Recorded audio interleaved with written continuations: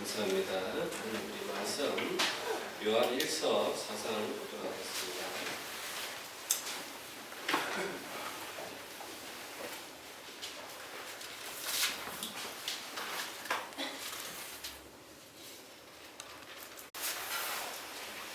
(7절부터) 하겠습니다. 사랑하는 자들아, 우리가 서로 사랑하자.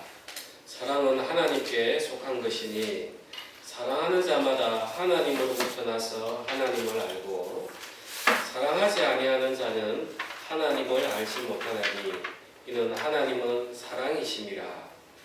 하나님의 사랑이 우리에게 이렇게 나타난 바 되었으니 하나님이 자기의 독생자를 세상에 보내심은 그로 말미암아 우리를 살리려 하심이라. 사랑은 여기 있으니 우리가 하나님을 사랑한 것이 아니요 하나님이 우리를 사랑하사 우리 죄를 속하기 위하여 화목제물로 그 아들을 보내셨습니다. 사랑하는 자들아, 하나님이 이같이 우리를 사랑하셨은즉 우리도 서로 사랑하는 것이 마땅합니다. 어느 때나 하나님을 본 사람이 없으되 만일 우리가 서로 사랑하면 하나님이 우리 안에 거하시고 그의 사랑이 우리 안에 온전히 이루어지느니라.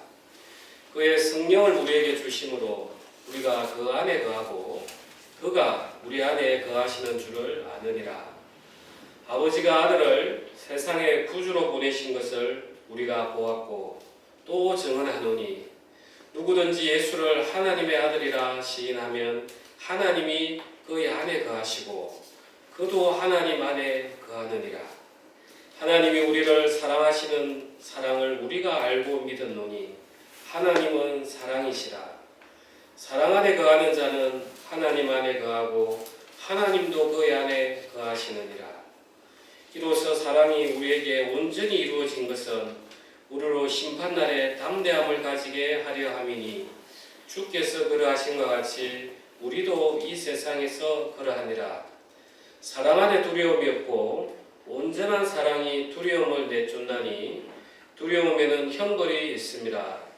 두려워하는 자는 사랑 안에서 온전히 이루어지 못하였느니라. 우리가 사랑함은 그가 먼저 우리를 사랑하셨습니다. 누구든지 하나님을 사랑하노라 하고 그 형제를 미워하면 이는 거짓말하는 자니 보는 바 그 형제를 사랑하지 아니하는 자는 보지 못하는 바 하나님을 사랑할 수 없느니라. 우리가 이 계명을 주께 받았나니 하나님을 사랑하는 자는 또한 그 형제를 사랑할지니라. 아멘. 예, 오늘 성탄일입니다.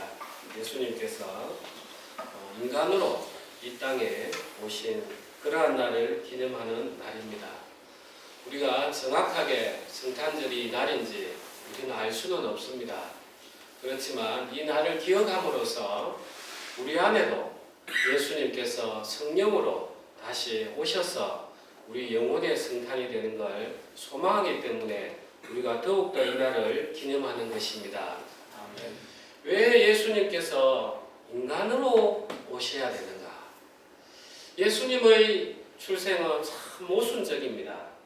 우리는 살기 위해서 출생한다 이러는데 예수님은 십자가에 못 박히시기 위해서 태어나신 그런 참 모순적인 삶을 가지고 이 땅에 태어나셨습니다. 그리고 예수님은 창조주이십니다. 태초부터 말씀으로 천지를 창조하실 그때에 계셨던 그분께서 이 피조 세계에 왜 하필 인간의 몸을 입고 오셔야 됐는가? 우리는 오늘 그걸 좀 깊이 있게 봐야 되겠습니다. 우리가 이 요한 1서는 사도 요한이 주로 어떤 목적으로 많이 썼냐 하면은 그 당시에 그 이단들이 있었습니다. 그 영지주의라고 아주 신령한 지식을 추구하는 이러한 어떤 종파였어요.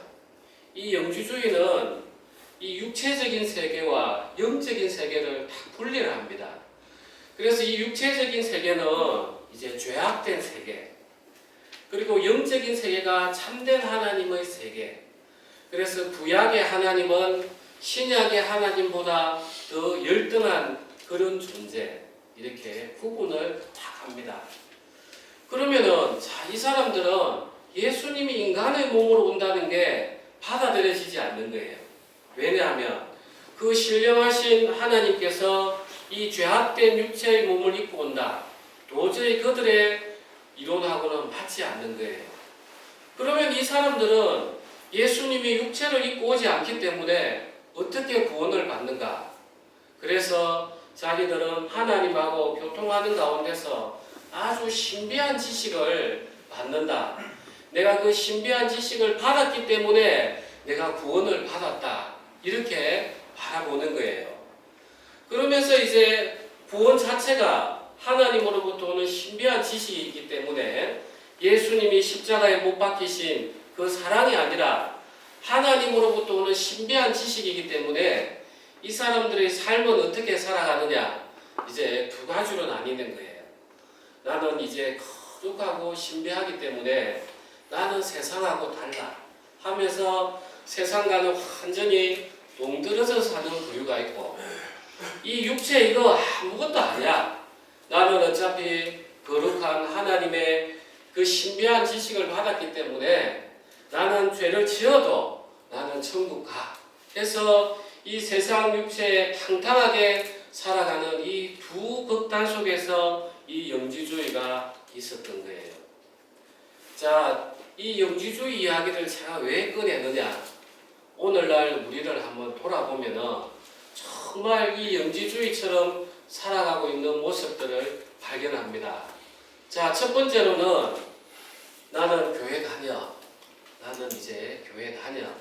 나는 예수님께서 내 죄를 사하신 걸 믿기 때문에 나는 이제 천국 가. 그래서 세상 너희들하고는 하는 달라. 그래서 세상 사람들이 막 열심히 살고 절에 가고 하는 걸 보면서 우습게 생각하는 거예요. 나는 너희와 달라. 나는 예수님, 하나님께서 이미 날 구원했어 하면서 더욱더 교만으로 올라가는 부류가 있고, 또 한 부류는 세상 그대로 살아요. 세상 그대로. 교회에 들어오기 전에 가치관을 가지고 세상 그대로 와가지고 회개기도 하면 되지 뭐, 이렇게 살아가는 모습인 거예요. 이 영지주의가 2000년 전의 모습이 아니고 지금 우리의 모습을 그대로 보여주고 있는 거예요. 제가 어제 박춘희 자매님 이제 신방을 갔다가 오면서 택시를 타고 왔습니다. 택시를 타고 오면서 이제 그 운전하시는 분이 그 나이가 좀 드셨어요. 그래서 마침 크리스마스 이야기가 나와가지고, 그래 어르신, 그래 제가 이렇게 목회를 하고 있습니다 하니까 이제 궁금한 걸 물어보시더라고요. 그러면서 기도를 어떻게 합니까? 이게 이제 너무 궁금하신 거예요. 이제 어디 순복음교회 5년간을 쭉 다니셨더라고요. 그래서 제가 이 기도가 되려면 하나님하고 우리가 연결이 돼야 되니까 먼저 이분이 제대로 복음을 알고 있는지 물어봤어요. 우리 어르신, 오늘 저녁에라도 하나님이 우리 어르신 영혼을 지하에 데리고 가면 천국에 갈 수 있는 믿음이 있습니까? 이러니까 참을 생각하시더니 아직 아닌 것 같습니다. 이러시는 거예요. 자, 5년을 다녔는데 저도 이제 늘 그게, 저는 하나님께서 너희들 지도자가 되려고 하지 마라. 왜냐하면 지도자에게 더 큰 책임을 물어요. 저도 이제 우리 형제 자매들에게 혹시나 우리 다른 데 가서 교제를 하는데 천국 갈 수 있는 마음이, 믿음이 제가 없습니다, 이런 소리가 나올까 저도 두려운 거예요. 그래서 제가 이제 그분한테 자세히 설명을 해줬습니다.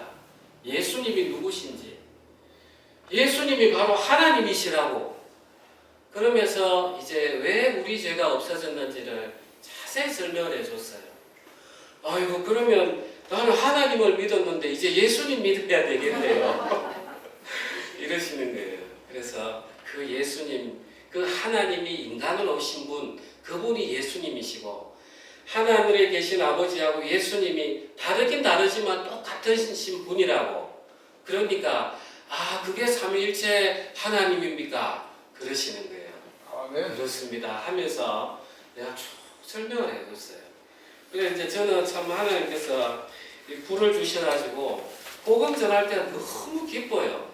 저분에게 이제 영적인 생명을 이제 하나님 허락하시면 불어 넣어주는 거잖아요. 이 죽음의 사망의 근세에 있는 이 세계에서 그 영혼을 살린다니까 얼마나 기쁩니까? 그러면서 이제 제가 쭉 생각을 해보는 거예요. 왜 예수님이 인간의 몸으로 오셔야만 되는가? 그래서 오늘 여기에 보면은 누구든지 예수를 하나님의 아들이라 시인하면 하나님이 그의 안에 거하시고, 어떻게 보면은 아주 단순한 말이에요.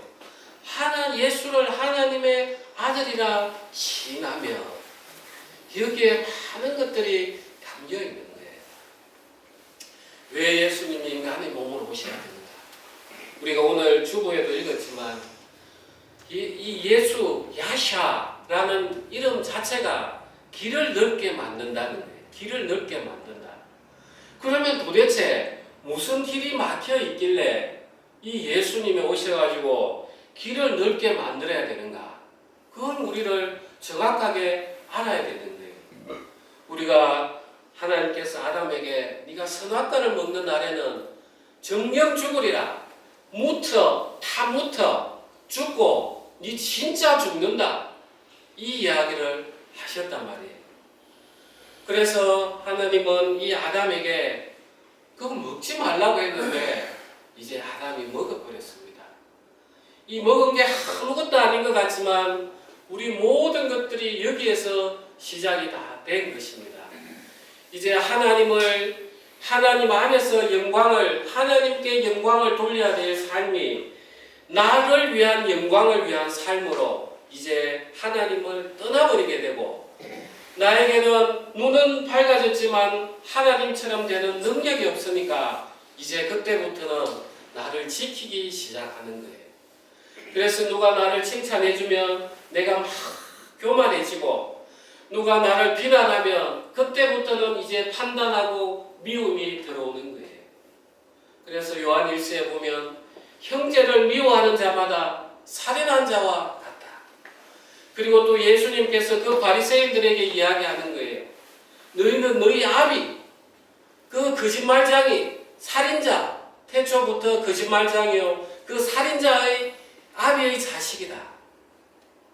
우리에게는 그 선악과 그걸 먹는 순간부터 하나님하고 떨어져 버리고, 우리는 마음에서부터 내가 높아져야 되니까 남을 미워하고 판단해야 되고, 그게 살인하고 똑같은 거예요. 왜 사람이 살인합니까? 미움을 못 이겨내니까 살인하는 거예요. 그래서 우리는 지금 겉으로 드러나지는 않았지만 육체적으로는 살인자예요. 살인자. 내가 꼭 사람을 찔러 죽여야만 내가 살인자가 아니라 내 마음에, 여러분들 얼마나 많은 사람을 죽이고 있습니까? 그거하고 똑같다는 거예요. 자, 우리는 살인자예요. 그러면 이 사람을 살인할 경우에는 하나님께서 노아의 홍수 이후에 이야기를 하십니다. 짐승의 피를 흘리면 그 짐승에게서, 사람의 피를 흘리면 그 사람에게서 내가 그 목숨을 취하겠다고. 자, 우리는 살인했습니다. 하나님을 떠났고 우리는 살인을 했기 때문에 이 인간을 죽인 하나님을 떠난 이 죄 누가 져야 되느냐? 이 노아의 말씀처럼, 노아 시대 때 하나님께서 말씀하신 것처럼 인간에게서부터 찾을 수밖에 없는 거예요. 그래서 예수님이 우리의 죄를 짊어지시려면 반드시 인간으로 오셔야 되는 거예요. 왜냐? 우리가 그 살인을 한 태초부터 거짓말장이고, 태초부터 우리는 하나님 말씀을 듣지 않으려고 길을 막았던 사람이기 때문에 그런 거예요. 예수님께서는 나귀 새끼를 타고 예루살렘에 입성을 했습니다. 이 나귀가 뭐 하는 짐승입니까? 우리가 짐이 무거우면 사막에 그 나귀에게 전부 다 짐을 올려놓는 거예요. 그래서 우리 인생의 이 죄의 짐을 예수님께서 다 짊어지고 가시기 위해서 나귀를 타고 오신 거예요. 그리고 이 또 나귀는 우리가 전쟁이 납니다. 그러면은 적군하고 내가 좀 평화의 사절을 보내고 싶다 하면은 말을 타고 가는 게 아닙니다. 그 사신이 나귀를 타고 가요. 평화의 모습이. 그래서 예수님이 초림 때는 나귀를 타고 예루살렘으로 들어가지만 요한계시록에 보면 이제 말을 타고 오시는 거예요. 그때는 심판이기 때문에. 그래서 예수님은 우리 인간의 몸으로 반드시 오셔야 되는 거예요. 우리 죄의 짐을 지기 위해서. 그걸 이제 창세기 때부터 하나님은 하나하나 보여주셨어요. 하나님께서 아담이 죄를 짓고 나서 첫 번째로 그 무화과 나무로 입 가렸던 것을 없애버리고 짐승을 잡아서 가죽옷을 입혀놨어요. 이제 그 아담을 가리는 게 가죽옷이었어요. 그 다음에 또 여러분 놀라운 게 하나 있습니다. 우리 레위기 7장으로 한번 가시겠습니다. 구약성경입니다.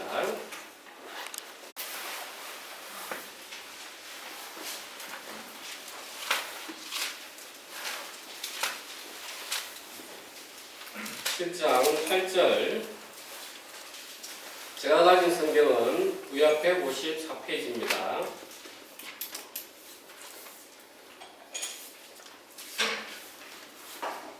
7장 8절 우리 다 같이 합독하겠습니다.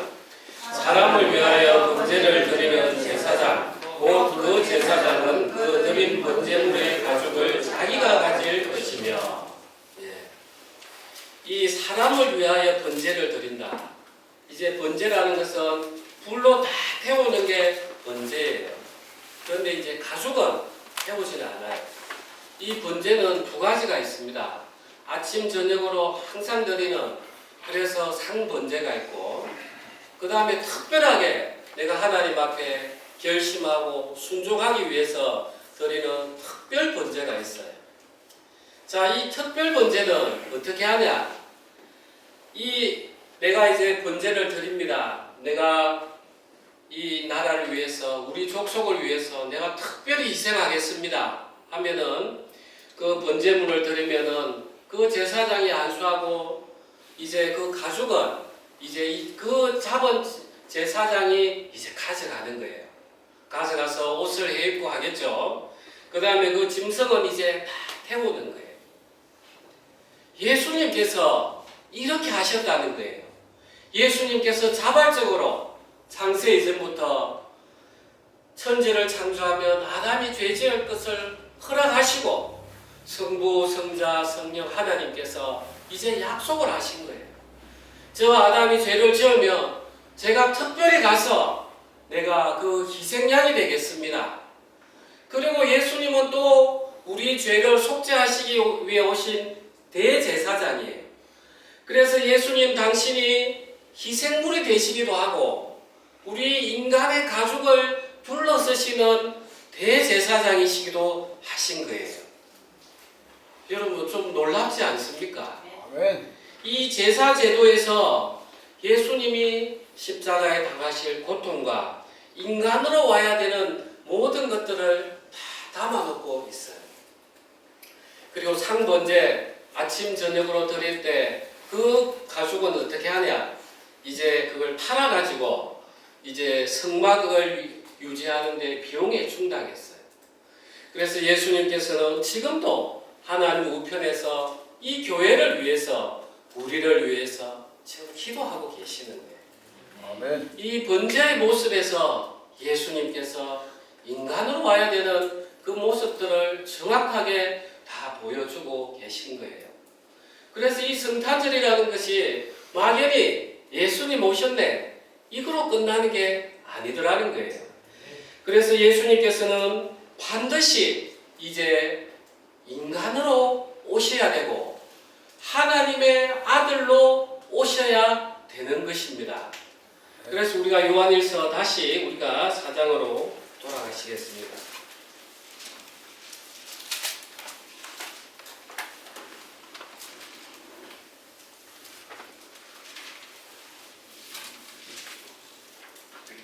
4장 15절 우리 다 같이 합독하겠습니다. 누구든지 예수를 하나님의 아들이라 시인하면 하나님이 그의 안에 거하시고 그도 하나님 안에 거하니라. 하나님의 아들이에요. 아들. 아버지와 아들처럼 예수님이 왜 반드시 하나님의 아들이라고 이렇게 강조를 하느냐. 자, 예수님이 인간으로 오셔야 되는 우리가 필연을 지금 이야기 드렸어요. 그런데 이 아들이라는 걸 특별히 더 강조하는 데는 이유가 있다는 거예요. 자, 영지주의처럼 한번 잘 생각해 보십시오. 자, 하나님께서 예수님을 보내서 우리 죄를 구속하셨습니다. 자, 이게 내 마음에 이루어지지 않고 지식 안에 있다면 우리는 어떤 태도를 가지느냐?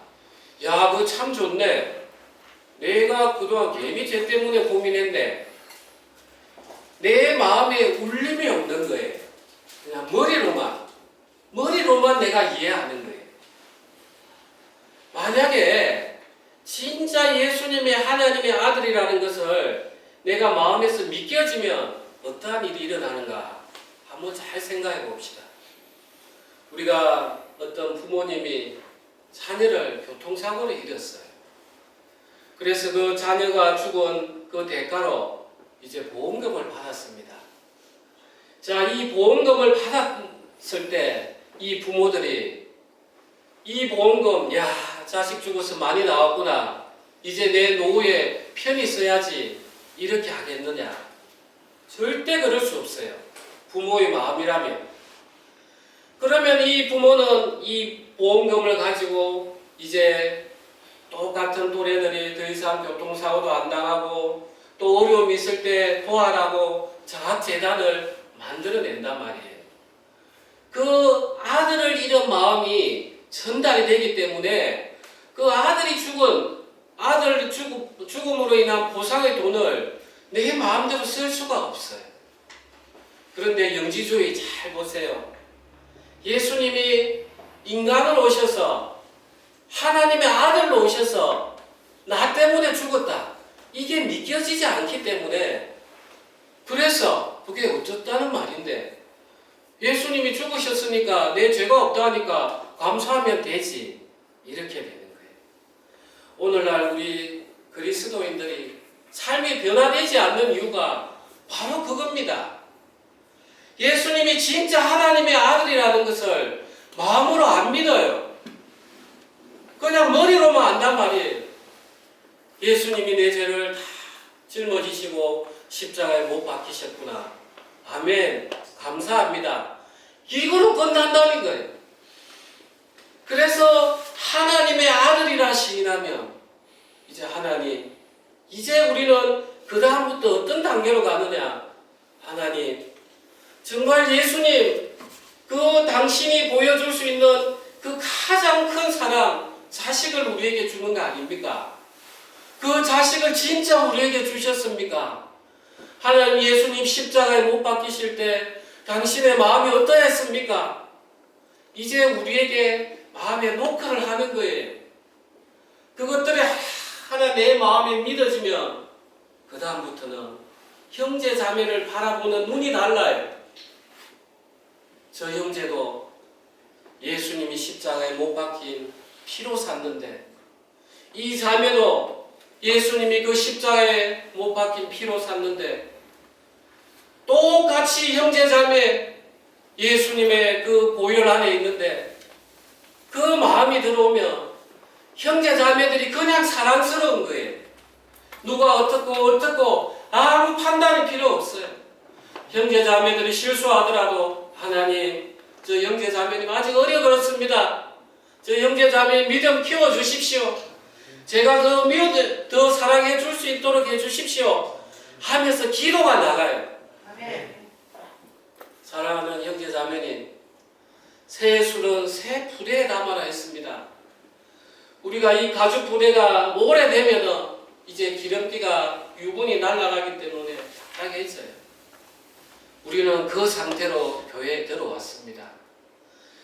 자, 이 딱딱해진 이 새 푸대가 어떻게 부드러워지느냐? 기름을 바릅니다. 또 때로는 화학약품도 발라요. 그 다음에 거기에 몽둥이로 계속 두드리면서 기름이 스며들게 만들어요. 그래서 우리가 메시아, 마샤어, 기름을 붓는다는 거예요. 기름을. 그래서 예수님이 하나님의 아들, 하나님이 그 아들을 우리에게 주신 그 사랑을 깊이 우리가 받아들이게 되면 성령이 그냥 들어오는 거예요. 그래서 메시아인 거예요. 마샤어. 우리의 그 딱딱해진 마음에 하나님이 형제를 사랑하는 마음을 넣어주고 이웃을 불쌍하게 여겨주는 그 마음을 넣어주시는 거예요.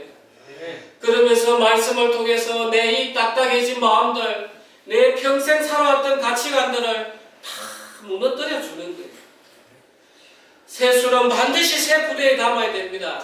그러지 않으면 이 딱딱한 것은 터지게 돼 있어요. 교회가 그런 곳입니다. 우리가 코로나 이후에 줌 예배하느라 부딪힘이 없어요. 교회는 부딪혀야 돼요. 그래야 내 악한 것들이 드러나요. 그러면서 우리는 미워하는 게 아니라 하나님, 저 형제, 저 자매 주님 피로 산 자매 아닙니까? 형제 아닙니까? 제가 저 형제 자매 위해서 기도합니다.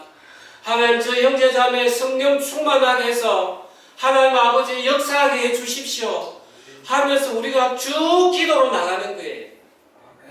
그래서 하나님의 아들이라 시인하면 하나님의 그의 안에 거하시고 그도 하나님 안에 거하시느니라. 아멘. 이해가 되십니까? 아멘. 우리는 그런 자입니다. 우리는 가족이에요. 영적인 가족이에요. 미워할 필요도 없어요. 교회는 죄인들이 모이는 곳이라서 이런저런 말들이 많아요. 이제 그 말 거치세요. 그냥 그런 말이 나오려고 할 때마다 하나님 앞에 그 형제 자매를 위해서 기도해 주십시오. 그래야 하나님이 우리 안에 거하시는 거예요. 내 안에 미움이 올라오면 내 마음이 사단에 다 뺏겨요.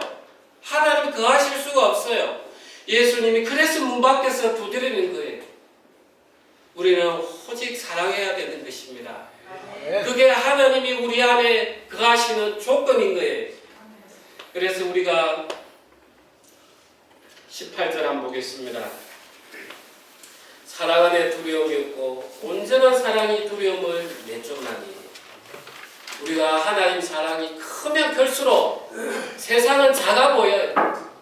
하나님 나와 함께 계시는데, 하나님 그 아들을 나에게 주셨는데 이 세상이 뭐라고?